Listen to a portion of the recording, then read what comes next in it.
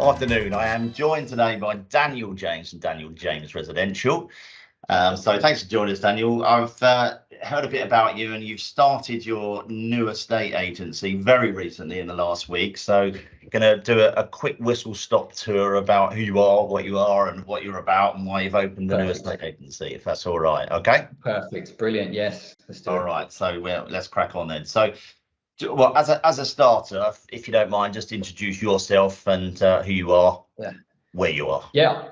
I'm Daniel James of Daniel James Residential. I'm in Shropshire. I'm in a place called Oswestry, originally from northwest London, but I'm in North Shropshire, and we've opened in the last week. Oh, okay, so brand new. All right, great time to talk to you. You're all fired up and ready to go. All right, so tell me, what's the your story to get you to this stage? You're a week old, so what's the story to get you here?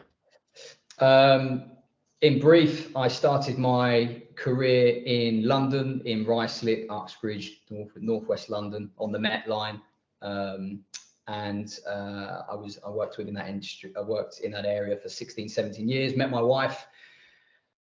She moved me to this part of the world, and I started with a self-employed model. So I used that as a platform to eventually get me to where I am now, which is a prominent high street branch in the town of Oswestry. Excellent. Okay, great. Thanks.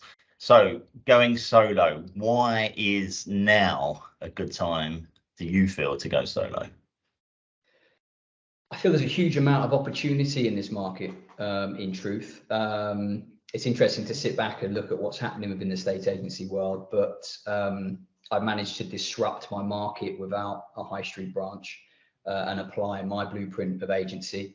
So there's a lot of, say, old school high street agents in this town. So a fresh approach, a different approach. It was the perfect time for me. And an opportunity arose where I could get a corner office right in the bang center of town. So I had to take it. Yeah, well, definitely sounds good. So, I mean, it's a hard time in the market at the moment. You know, we've got interest rates, we've got economic outlook, we've got a war going on, we've got the cost of living crisis. So, you know, are you worried about the market and what's to come? I wouldn't say I was worried. In this office, we tend to say, look, let's look inside. Let's not worry about the things we can't control. I'm lucky enough, and I say lucky enough, to have worked a recession previously. I know how tough it can be. You know, interest rates, I think we've been used to a low cost of borrowing for a long time. So there's a bit of an adjustment there, and probably a shock to the system for a lot of sellers and buyers. But no, look, there's still a huge amount of business to be done. There's lots of motivations for moving, as we know, schools, jobs, you know, relocation. I'm part of that, focusing on the people who are looking to move. So no, I think it's a great time to disrupt a market. I keep using that word, but to you know, create a brand in an area, because it's a little bit tougher. There's more opportunity. I prefer a slower market, a market where you've got to be an estate agent, as opposed to that reactive putting online and hope for the best sort of tactic. Okay, no, that's great. So you mentioned when we were speaking earlier about the when you're in a self-employed model or powered by, I believe it's Keller Williams that you were working with. There's a bit of news about Keller around at the moment. What's your thoughts there? I haven't looked into the news as such in regards to Keller Williams or any of the self-employed models. For me, I chose that brand because it allowed me to be a powered by agent. So I wasn't a Keller Williams agent as such, but I got to use all the tools. The self-employed model for me was a great learning experience. Generally, this in the sense that I moved to an area without any leads. I had to prospect really hard, so it sharpened me as an agent. To be honest, going up against some fairly reputable brands in my area. So the self-employed, it's a good model, but it's not for everyone. In truth, I think for self-employed models, they call it, like, they try and sell it as if you're owning your own business, but you don't really own a business, you own a job. You've got to be an estate agent and you've got to be a business owner. So you've got to work inside the business, outside the business. So for some estate agents, that doesn't work for them.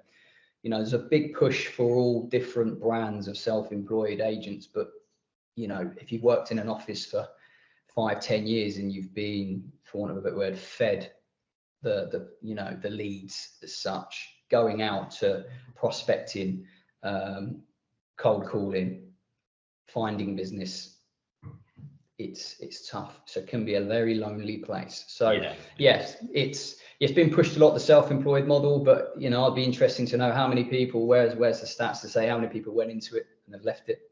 How many of these agents are actually capping? I use the term capping. How many of these agents are actually making any money?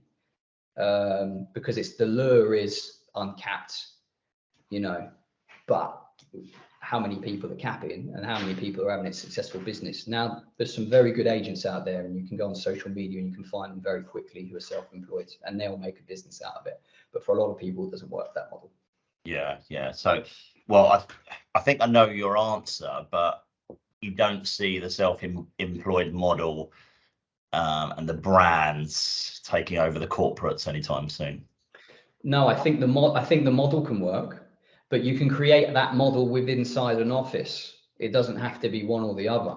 If you're looking to be that advisor role and that person from the start to do the viewings, like me, the valuation viewings, and all the way through to handing over the keys, you can have that within a high street branch. I think the way the corporates may struggle is when they have something like a lister, which is a job role where you go and list houses, and then there's that breakup of passing it to a sales team, and then it goes to a sales progressor, and you know, or somebody on Saturday does your viewings. That model needs to change. You know, whether you're an independent or a corporate, I think it's the ethos or that culture within that company. But if they make a slight adjustment and say, look, let's go to advisor role at one of these corporates, let's all be advisors within an office, that service will change, and you know, they will get business because of that. I just think it's a prehistoric way of the agency now. It's becoming old hat to have a lister and then a sales negotiator and down the chain. So the advisors in this industry, the people with the knowledge will become the business, market leaders, should we say? I feel. Yeah, so it's a bit of a, what has been a bit of a gold rush for that side of the business, that side of the industry. But where we are now, do you think it's still possible to make money from a estate agency? Clearly you do. You've just set up on your own. Yeah, I think you can disrupt any market. You focus on your differences, you know, how you look at what's about and see how can you change, how can you know, your value proposition be, you know, better than the others on offer. You know, the social media, you mentioned it, is a huge side of the business now, and still a lot of agents are not tapping into it. You know, we love video content in this office. You know, it's the icebreaker before we meet a lot of our clients with our following. So yeah, that will, I think agents will have no choice but to grasp that social media side of things and you know, put some good content out there. So yeah, it's a good time. If you're a good estate agent, it's a great time to be an estate agent. It's a very unforgiving market, but yeah, I'm excited. Oh, good. Yeah. Okay, so actually you mentioned social media there, and I want to turn to, you know, your selling strategy and how you plan to attract sellers, and on the social media front, at risk of plugging Angels Media, who manages social media platforms for a lot of agents out there. It obviously, we agree, you agree, you know, it's a massive platform to attract sellers, but what's your overall selling strategy there with the social media side? To attract from social media. Yeah, so we banked you know, before I opened this office, I banked a fair amount of commission purely from Instagram, Facebook. It's free, number one. Let's have it right. I can put content out this afternoon that's going to bring value to an audience that I could probably hit than blank canvassing my whole area. So the social media side, if you can get good value content out to people, they will build trust. They will know your face. They will know your brand. And when it comes to making a decision when choosing an agent, they may have seen you multiple times. Yeah. There's also an element of the generation that maybe are not ready to purchase. If you look at your insights, so look at the amount of people that are looking at my accounts, and they're like maybe 16 to 20. So I'm nurturing the future clients that are going to know when they come to buy or sell. They've probably been watching our brand for 5 to 6 years, and it's a very powerful tool. Yeah. Well, you mentioned that it's they're seeing you for the first time potentially, and it's the 7 touches, probably more now, 7 touches of know, like, and trust. So the more that they see you around, the more they're going to know you, like you, and trust you. So yeah, it makes a lot of sense. Yeah. Okay. Final question. Your view on debate really that agency fees ought to be closer to 2% in this country. What's your thoughts? I think that's down to the individual of the valuer. You have to, I know that we are probably more expensive than a lot of the agents in the high street. I'm not saying we're 2% agents. We'd like to be. But it's going to be down to the skill set of the valuer. Can they present? I mean, just going back, there's a fairly low barrier for entry for our industry, and I think there's a lack of training, and unless you really want to be the best, the skills that you need to learn to be able to present a very good valuation that is, nearly double the fee of what the normal is industry, averaging 1%. You're going to have to work on your skill set to get to that. How do you present your value? How can you show that you're getting 99% of the asking price and they get less, and the 1% is there? You have to be able to demonstrate on a valuation, and it only comes from asking really good questions, that you're worth more. Yeah. Some agents find it. I've worked with them. They found it very easy to get somewhere between 1.5% and 2%. And other agents struggle to get 1 to 1.25. So there's a gulf, and it's usually a skills gulf. Right. That's the difference.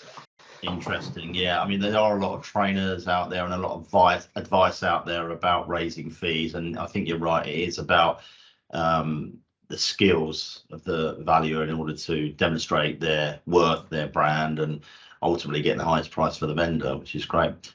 Okay, Daniel, that's awesome. That's great. Thank you so much. And my pleasure. Just before we go, put a human side to you and your brand. Tell us something about you and what you do that perhaps our viewers won't know. Oh, big Arsenal fan. So we bottled it this season. I'm a father. I'm a father of 2 kids. So if I'm not in here working, I'm out with my 2 boys, 2 young boys, 2-year-old and a 7-month-old. So I'm caffeinated 95% of the time with this business. But so you've got 3 babies going on right now. 3 babies, yeah, absolutely. And 2 of them keep me up. Well, 3 of them keep me up all night, really. So